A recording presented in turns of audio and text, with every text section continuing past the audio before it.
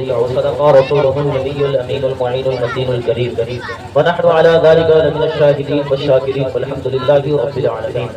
حضرات محترم، آئیے کچھ سننے اور سنانے سے قبل عقیدت و محبت کے ساتھ درود شریف پڑھ لیجیے. اللهم صل علی سیدنا و شفیعنا و حبیبنا و مولانا محمد معدن الجود والکرم وآلہ واصحابہ وبارک وسلم. صلاۃ و سلام علیک یا حبیبی یا سیدی یا رسول اللہ صلی اللہ تعالی علیہ وسلم. راز میں لکھتے ہیں کہ سرور کرموں کے مالک و مولا کہوں تجھے، باغ خلیل کا گلے زیبا کہوں تجھے، اور تیرے تو وصف عیب تناہی سے ہے بری. ختم سخن اس میں کر دیا لیکن انسان نے ختم سخن کہوں تجھے، خالق کا بندہ خلق کا آقا کہوں تجھے. حضرات محترم، میں آپ کے سامنے کچھ دیر کے لیے کھڑا ہوا ہوں، اس لیے کہ علماء کرام کے فہرست بہت زیادہ ہے، اس لیے وقت کو مد نظر رکھتے ہوئے میں آپ کے سامنے چند باتیں انشاءاللہ تبارک و تعالیٰ 10 سے 12 منٹ کے اندر ختم کر کے میں رخصت ہو جاؤں گا. حضرات محترم، ہمارا اور آپ کا یہاں جمع ہونا حضرت امام حسین اور تمام کربلا والوں کی یادوں میں، اور ہم اور آپ یہاں یہ سمجھنے بیٹھے ہیں کہ آخر محرم کا اصل مقصد کیا ہے، اور 10 محرم کو جو کربلا کے میدان میں ہوا اس کا پیغام کیا ہے. حضرات محترم، یاد رکھیے گا کہ محرم الحرام نہیں صرف حضرت امام حسین اور حضرت امام حسن سے محبت کرنا نہیں ہے، بلکہ مکمل 1 سال حضرت امام حسین سے محبت کرنا ہے. اس لیے کہ حضرت امام حسین نے جو کر دکھایا وہ آج تک کوئی نہیں کیا، اس لیے کہ حضرت امام حسین کی وہ ذات ہے کہ حضرت امام حسین کربلا کے میدان میں پہنچتے اور پہنچنے کے بعد دین اسلام کے جھنڈے کو اور شریعت مصطفیٰ صلی اللہ تعالی علیہ وسلم کو بچانے کے لیے اپنے گھر بار کو، اپنے بیٹوں کو، اپنے بھتیجے کو، اپنے بیٹے کو، اپنے جگر کے پاروں کو قربان کر دیتے اللہ کے بارگاہ میں.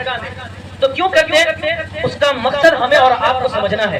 حضرات محترم، محرم کا نام صرف جلسہ کرا لینے کا نام محرم نہیں، محرم کا نام صرف فاتحہ کرا لینے کا نام محرم نہیں، محرم کا نام صرف عشق اور نعرے بازی کرنے کا نام محرم نہیں، بلکہ محرم کا نام اور محرم آنے کا مقصد ہمیں اور آپ کو اگر سمجھنا ہے تو محرم کا مقصد یہ ہے کہ اگر تم نمازی نہیں ہو تو تم نماز کی پابندی کر لو، اگر تم غیر شرعی کام کرتے ہو تو اس سے تم نجات پالو، اگر تم حرام کاری کرتے ہو تو اس سے تم دور ہو جاؤ، اگر تم سود خوری کرتے ہو تو اس سے تم دور ہو جاؤ، اگر تم کسی کا حق مارتے ہو تو تم اس سے دور ہو جاؤ. اس لیے کہ کربلا کے میدان میں امام حسین گئے تھے اپنے نانا جان کی شریعت کو بچانے کے لیے، دین اسلام کو بچانے کے لیے، پرچم اسلام کو اونچا کرنے کے لیے گئے تھے. یہ کرنے نہیں گئے تھے کہ آپ سود خوری کو عام کر دیں، آپ حرام کاری کو عام کر دیں، آپ شراب نوشی کو عام کر دیں، یہ کرنے کے لیے نہیں، بلکہ حضرت امام حسین شراب نوشی کو حرام کاری بتانے کے لیے گئے تھے، سود خوری کو حرام بتانے کے لیے گئے تھے، زنا کو حرام بتانے کے لیے گئے تھے. حضرات محترم، محرم کا مقصد فاتحہ درود جلسہ یہ تو محبت ہے، بس محرم کا آنا اور محرم کا آنے کے بعد چلا جانا اس کا مقصد یہ ہے کہ آپ حضرت امام حسین کی بتائی ہوئی باتوں پر عمل کریں اور اسی انداز میں اپنی زندگی کو گزارنے کی کوشش کریں. حضرات محترم، حضرت امام حسین کا مشن کیا تھا؟ حضرت امام حسین کا مشن یہ تھا کہ لوگ جوا نہ کھیلے. حضرت امام حسین کا مشن کیا تھا؟ حضرت امام حسین کا مشن یہ تھا کہ لوگ شراب نوشی نہ کرے. حضرت امام حسین کا مشن کیا تھا؟ کہ حضرت امام حسین کا مشن یہی تھا کہ ہمارے نوجوان کسی بیٹی پر گندی نظر نہ ڈالے. حضرت امام حسین کا مشن کیا تھا؟ حضرت امام حسین کا مشن یہ تھا کہ لوگ قتل و غارت کو عام نہ کرے. حضرت امام حسین کا مشن کیا تھا؟ کہ لوگ چوراہوں میں، گلی محلے میں بیٹھ کر کے گانجا، بیڑی، سگریٹ اور شراب نوشی نہ کرے. حضرت امام حسین کا مشن یہ تھا کہ تم حرام کاری سے دور ہو جاؤ. حضرت امام حسین کا مشن یہ تھا کہ تم رسول اللہ صلی اللہ تعالی علیہ وسلم کی شریعت پر، میرے نانا کی شریعت پر، ان کی بتائی ہوئی باتوں پر انہوں نے جس طرح بتایا ہے، انہوں نے جس طرح زندگی گزارنے کو کہا ہے اس طرح تم زندگی گزار لو. یہ حضرت امام حسین کا مشن تھا. یزید کا مشن اگر دیکھنا ہو تو یزید یہ چاہتا تھا کہ اگر حضرت امام حسین اس کے ہاتھ میں بیعت کر لیتے تو لوگ یہ سمجھ بیٹھتے کہ حضرت امام حسین یزید کے ہاتھ میں بیعت کر لیے ہیں، اتنی بڑی ذات جو ہے حضرت امام حسین کے ہاتھ پر بیعت کر لیا ہے. اب وہ یہ چاہتا، اب وہ جو چاہتا وہ کرتا. وہ شراب نوشی کو عام کر دیتا، وہ بدکاری کو عام کر دیتا، وہ حق و ناجائز کاموں کو عام کر دیتا، وہ زنا خوری کو عام کر دیتا، وہ لوگوں پر گندی نظر ڈالنا اور زنا کرنا یہ تمام چیزوں کو عام کر دیتا.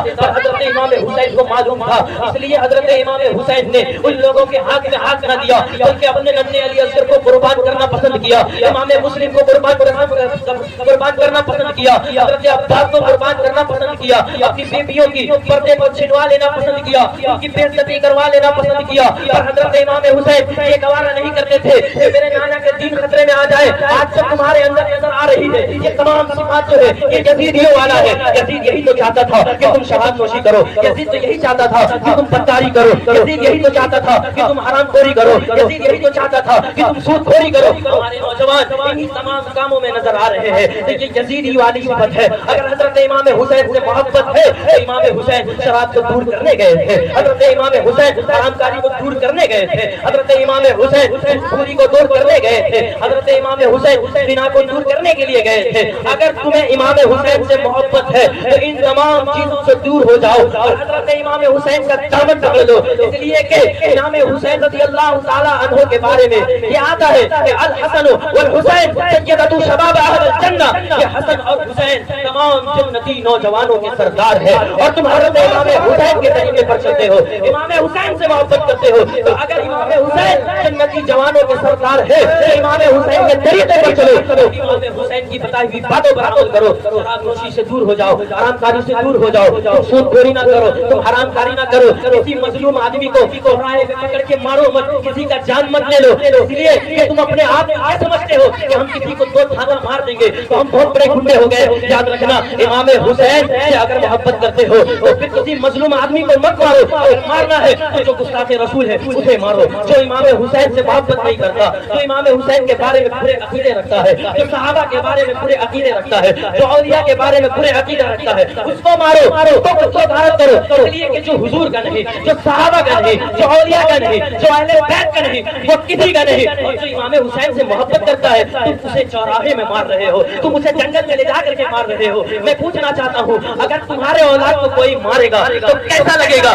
یہ مشن امام حسین کا نہیں بلکہ امام حسین کا مشن یہ تھا کہ جس طرح تیرے نانا نے اپنی امت سے محبت کیا ہے اسی طرح تم اپنے مومن بھائی سے محبت کرو۔ یاد رکھنا اگر تم اپنے مومن بھائی سے حضرت امام حسین رضی اللہ تعالیٰ عنہ کی بتائی ہوئی مشن پر محبت کرتے ہو تو تمہاری زندگی کامیاب ہے۔